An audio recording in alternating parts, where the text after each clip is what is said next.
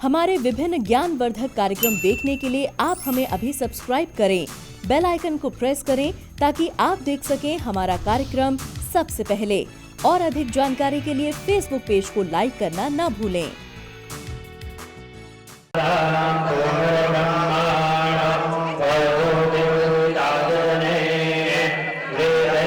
जय माँ इंद्राक्षी।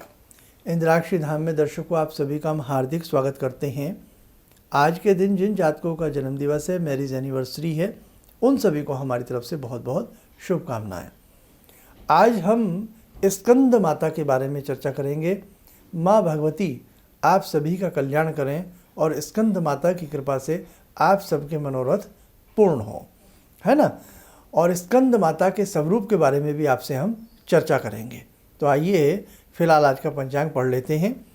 17 अप्रैल सन 2021, दिन शनिवार, चैत्र मास, शुक्ल पक्ष, संवत 2078, तिथि पंचमी, नक्षत्र मृगशिरा, राहु काल 9 से 10:30, दिशा सूल पूर्व दिशा।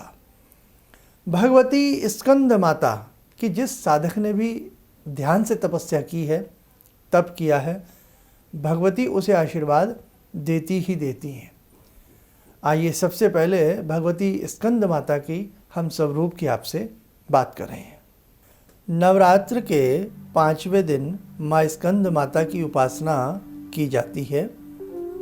भगवान स्कंद की माता होने के कारण माँ दुर्गा के 5वें स्वरूप को स्कंद माता कहा जाता है।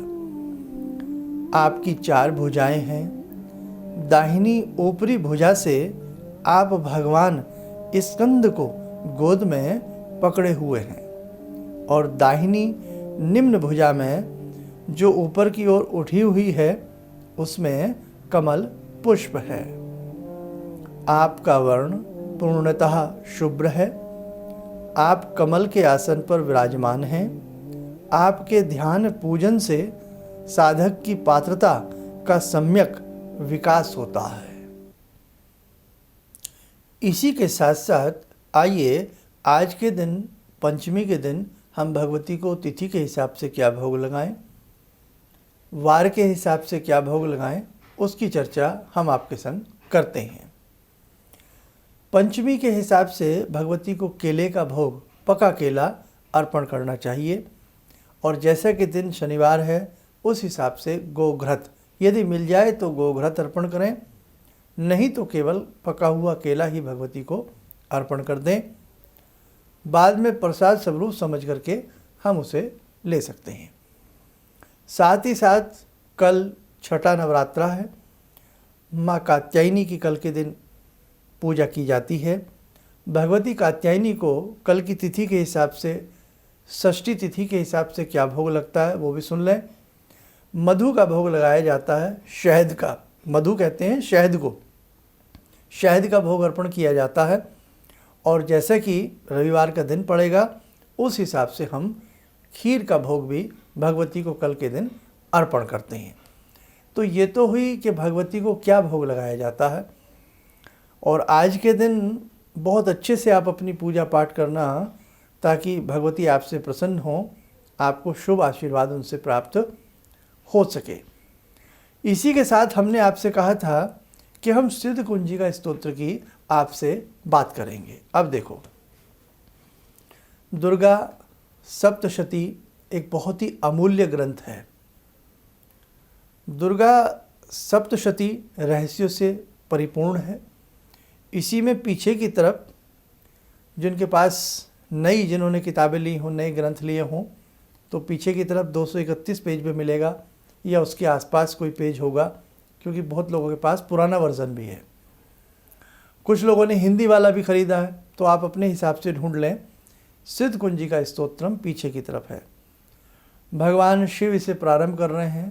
शिव उवाच, शिव जी बोले, क्या बोले, अब वो पूरा इसमें वृत्तांत है।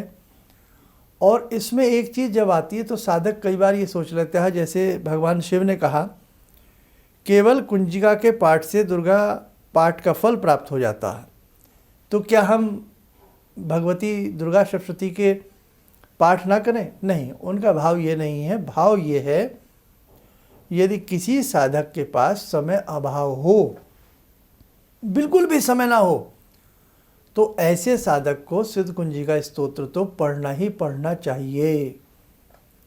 और सिद्ध कुंजिका स्तोत्र की सबसे बड़ी मैं आपको बात बताऊं, इसमें छिपे हुए शावर मंत्र भी हैं। जी हाँ, और सिद्ध कुंजिका के अंदर जो बीजात्मक गणित है वो बहुत ही रहस्यपूर्ण है। उन बीजों का वर्णन करना हर व्यक्ति के बस में नहीं है।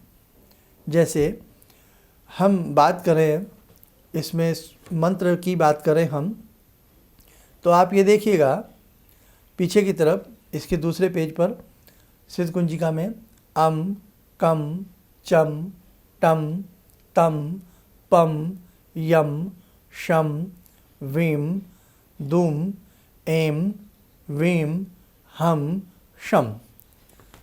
ये एक एक बीज रहस्यों से भरा हुआ है। छोटे से बीज में कितना बड़ा विशाल वट वृक्ष समाया हुआ होता है। देखा ना, आपने कभी कोई बीज बो के देखिए, कितना विशाल पेड़ उस बीज के अंदर छिपा हुआ होता है। तो ऐसे ही इन बीजों के अंदर मेरे साधकों रहस्य भरे पड़े हैं। सिद्ध कुंजिका स्तोत्र बहुत प्यार से करना चाहिए। और सिद्ध कुंजिका स्तोत्र में हम आपको एक चीज़ और बता दें, यदि जिन साधकों के पास समय बिल्कुल ना हो तो प्रतिदिन की अपनी दैनिक साधना में सिद्ध कुंजिका स्तोत्र जरूर पढ़ें। जिन साधकों ने संस्थान से दीक्षा ली है, हमने उसमें भी इंद्राक्षी स्तोत्र और साथ में सिद्ध कुंजिका स्तोत्र उनको भेजा है। क्यों? सिद्ध कुंजिका स्तोत्र वास्तव में बहुत ज़्यादा अपने आप में शक्तिशाली है।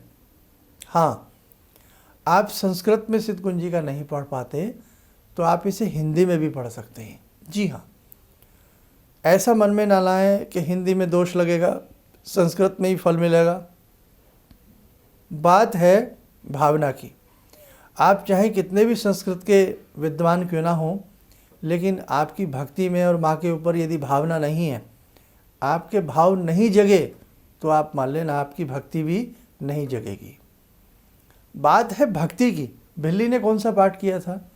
भगवान राम को पुकारती नहीं, बस राम राम राम राम करती नहीं, और देखो कैसे भगवान राम उन्हें मिल गए, है ना। तो भाव से भगवान प्राप्त होते हैं। तो आप अपने भाव को अच्छा बनाएं, भाव को मजबूत बनाएं, फिर देखें कि आपको कितना अच्छे लाभ की प्राप्ति होती है। ऐसे ही भगवती की अष्टोत्तर नामावली है। भगवती के 108 नाम हैं। भगवती के अष्टोत्तर नामावली भी बहुत कीमती है, वो मैं आपको कल के अंक में बताऊंगा।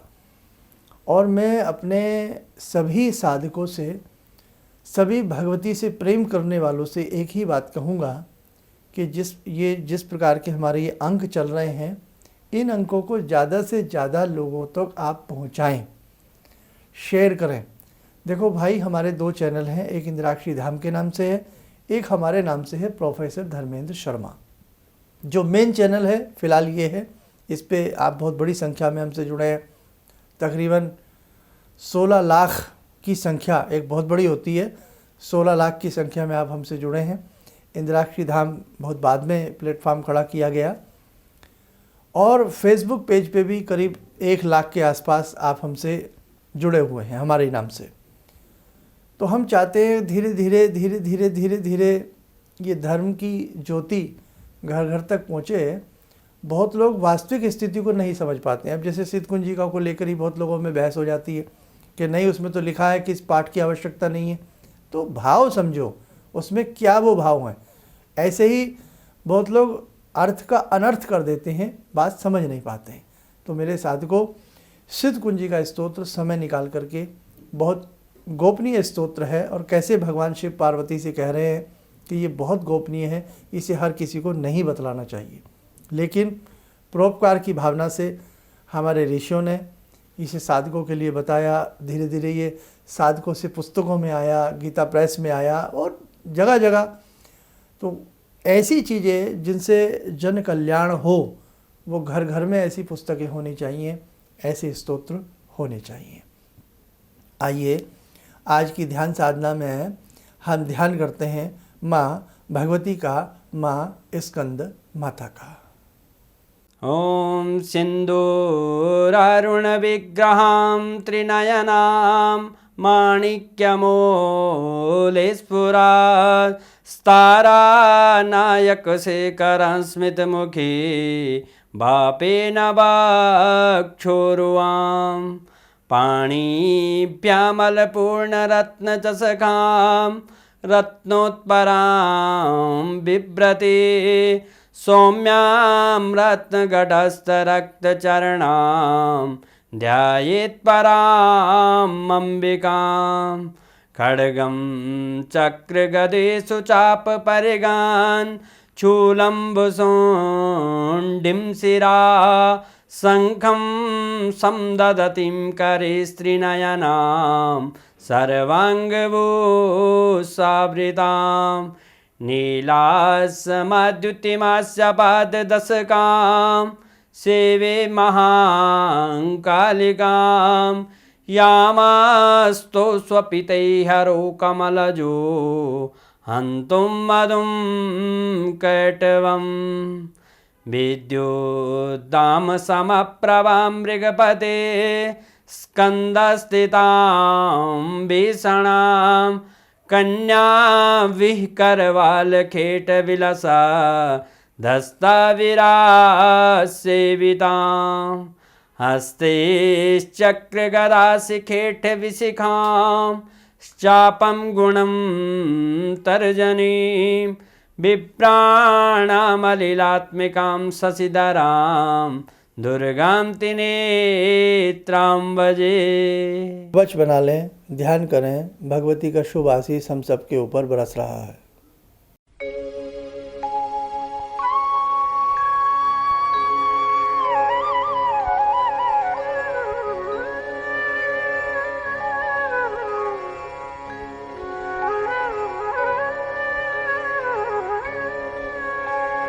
ओम बोलते हुए नेत्र खोलें, सामान्य हो जाए।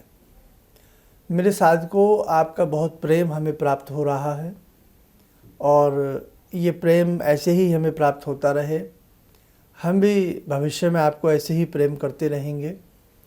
जो भी कुछ ज्ञान का खजाना हमारे पास टूटा फूटा है, जो भी है, वो हम कतई भी उसमें बचाने का प्रयास नहीं करेंगे। उसे ऐसे ही आप सबके संग बांटते रहेंगे। आप सब सुखी रहें, संपन्न रहें। भगवती स्कंद माता, भगवती इंद्राक्षी आप सबका कल्याण करें। इन्हीं शब्दों के साथ हम अपनी वाणी को विराम करते हैं। जय माँ स्कंद माता। अब मेरा बेटा है जो चार्टर्ड अकाउंटेंट है अभी, तो वो क्या था, मेरी कोई बात नहीं मानता था। सालों तक मेरा उसका झगड़ा चलता रहा और मेरे जानकार लोग थे, उनसे मैं कहता था भाई मैं इससे हार जाता हूँ, क्योंकि मैं इसे कहता हूँ सुबह जल्दी उठा कर, ये कभी उठता नहीं है। क्या हुआ कि मैं आपसे मिला आकर, कुछ आपने उसके लिए भी उपाय बताए, जो सारे उपाय मैं ही कर रहा हूँ। और आपको सुनकर बड़ी हैरानी होगी इस बात की कि जिस बच्चे को मैं कभी पूजा के लिए कहता था कि हनुमान चालीसा करो, तुम ये करो, वो करो, वो कुछ नहीं करता था। आज मैं बड़ा हैरान हूँ कि सोमवार के दिन वो उठता है, खुद ही जो है वो मेरे घर में बेल का पेड़ भी लगा है, बेल के पत्ते तोड़ता है और उनके 11 सेट बनाता है। कहाँ से उसने लिया मुझे पता नहीं। और भगवान शंकर पर जाकर जल चढ़ाता है, उन पर राम राम लिखता है। और ये सब जो मैं ये समझ पाया हूँ कि जो मैं 2 महीने से आपका ये जो कर रहा हूँ मंत्र का जो है, तो मेरे ख्याल में इससे बड़ी उपलब्धि तो और कोई हो नहीं सकती। धन्यवाद। किसी भी समस्या के समाधान के लिए मिले प्रसिद्ध हस्तरेखा एवं वास्तु विशेषज्ञ प्रोफेसर धर्मेंद्र शर्मा जी से। नोट: शिविर में भाग लेने हेतु एवं व्यक्तिगत रूप से मिलने के लिए कॉल करने का समय सुबह 10 बजे से शाम 6 बजे तक। हमारे विभिन्न ज्ञानवर्धक कार्यक्रम देखने के लिए आप हमें अभी सब्सक्राइब करें, बेल आइकन को प्रेस करें ताकि आप देख सकें हमारा कार्यक्रम सबसे पहले। और अधिक जानकारी के लिए फेसबुक पेज को लाइक करना न भूलें।